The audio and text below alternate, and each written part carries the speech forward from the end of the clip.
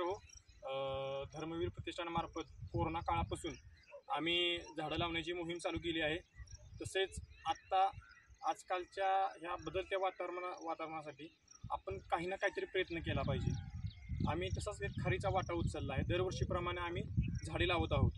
तर आपणही आपल्या परिसरामध्ये, आपल्या ग्रामपंचायतीच्या एरियामध्ये, सरकारी ठिकाणीमध्ये तुम्ही आपली झाडं लावली पाहिजेत। कारण कसं आहे की आता जर आपण झाडे लावली नाही तर येणाऱ्या पिढीसाठी काही शिल्लक राहणार नाही। आता तापमान 45-50 झाले।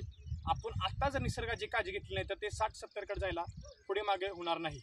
आणि आपण कमवलेली संपत्ती, आपण कमवलेली जागा ही आपल्या मुलाबाळांसाठी आहे। जर त्यासाठी ऑक्सिजन म्हणा किंवा ज्या आपल्याला लागणाऱ्या ज्या गोष्टी आहेत त्या जर नष्ट होत चालल्या तर त्याचा काय उपयोग। आणि झाडं हे पाऊस आणण्यासाठी खूप मोठं योगदान करतात। त्यासाठी मित्रांनो, आपला परिसरामध्ये एखादा ओसाड पडलेला डोंगर असू दे, शासकीय जमीन असू दे, तिथे परवानगी घेऊन तुम्ही झाडे लावा।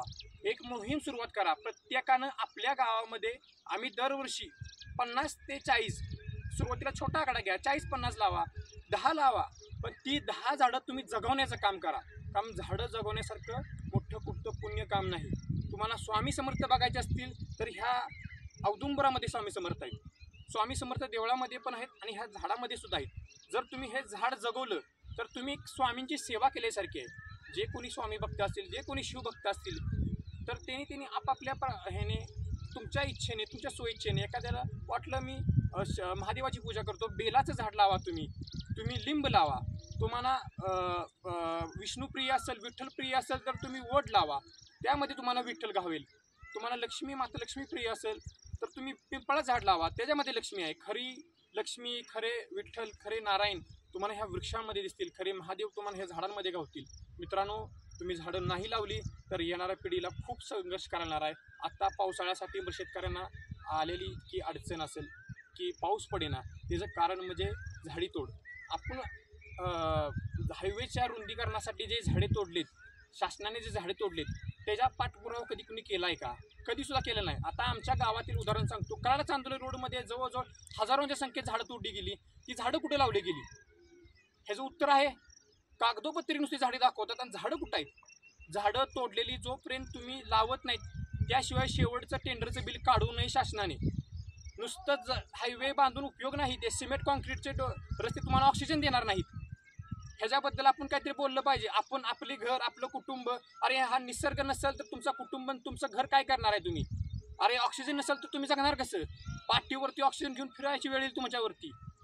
जर झाडी तोडली शासनाने तर त्या ठिकाणी नवीन झाडे लावण्याचं काम तुम्ही केलं पाहिजे, नाहीतर त्याचा काय उपयोग? त्या डेव्हलपमेंटचा किंवा त्या रस्ता रुंदीकरणाचा काय उपयोग? नुसते समृद्धी महामार्ग किंवा इतर कोणतेही हायवे बांधून आपण आपलं काम सोपं करतोय, पण आपण जो निसर्गाचा उद्रेक करतोय किंवा आपण निसर्गाचा जो हानी करतोय ते कोण भरून काढणार? अरे सिमेंट कॉन्क्रीटची घरं उभा करून जे निसर्गाने उभा केलेले जंगल आहे तुम्ही तोडताय, त्यांना वन्य प्राणी असू दे। एक तुम्हाला सांगतो, तुम्ही जर निसर्गाला त्रास दिला, निसर्गाला हानी केली तर एक सांगतो तुम्हाला मित्रांनो, तुम्ही कितीही देवाचे लोटांगण घाला, देव तुम्हाला काय पावणार नाही। जर तुम्हाला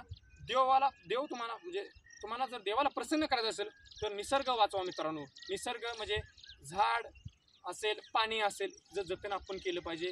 येणाऱ्या पिढीसाठी ते दिसलं पाहिजे, डोंगर झाडी, नाहीतर येणाऱ्या काळात मित्रांनो खूप अवघड परिस्थिती होणार आहे।